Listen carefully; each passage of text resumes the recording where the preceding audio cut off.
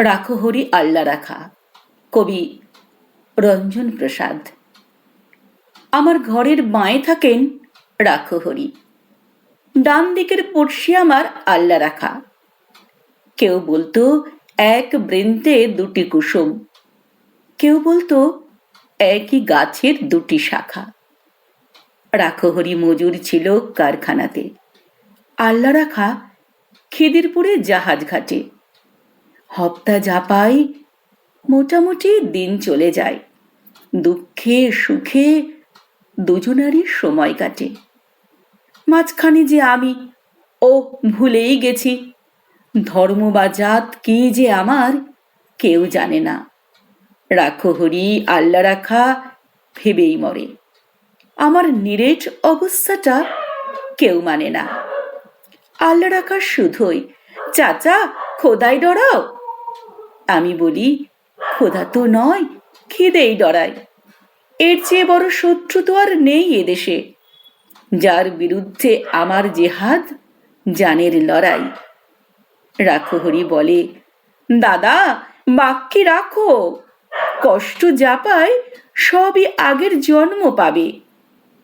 ইহকালে হরিনামের জপ না নিলে পরকালে পুড়তে হবে মনস্তাপে।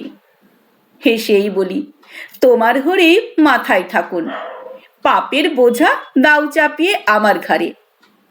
তোমার মতো ভক্তজনের বইলে বোঝা, এতেও যদি আমার কিছু পুণ্যি বাড়ে। এভাবে দিন চলছিল বেশ। হঠাৎ সেদিন হিস হিসিয়ে সাপের মতো গুজব ছড়ায়, পীর সাহেবের মাজারে এক মরা সুর, মরা গরুর শিং পড়েছে বামুন পাড়ায়। ছড়িয়ে গেল দাঙ্গা দাবা নলের মতো। আল্লা রাখা লাফিয়ে এলো সরকি হাতে। রাখো হরির তেল পাকা এক বাঁশের লাঠি, ভাটার মতো ঘুরছে দুচোখ রাগের তাতে। দুহাত ধরে বোঝাই ওদের, হচ্ছেটা কি, যাচিয়ে দেখো এসব খবর সত্যি কিনা। আল্লা রাখা বলল, কাফের হাট যাবি লেচ্চ। চেঁচাই রাখো হরি, আর ছবি না। রক্ত গঙ্গা বইল আমার চোখের আগে, জখম হয়ে জ্ঞান হারালেম পথের ধারে। ততক্ষণে ওরাও দুজন ভূতলশায়ী, পরস্পরের সরকি এবং লাঠির মারে। কার যে কত রক্তে সেদিন ভিজল জমি, হিসেব তো নেই। দুটোই যে লাল, আর যা জানি। রাখো হরি কাতরে ছিল জলের তরে, আল্লা রাখা চাইছিল এক আজলা পানি। বহু বছর লাগলো আমার ঘা শুকোতে, দেহেরটা নয়, মনের ঘাটাই আসল দাগা। ঘরে যে যাই এই ইচ্ছেটাও আর ছিল না। ফিরবো কোথায়, ঘর তো আমার আগুন লাগা। তবু সেদিন চাইল কি মন, গেলাম ফিরে।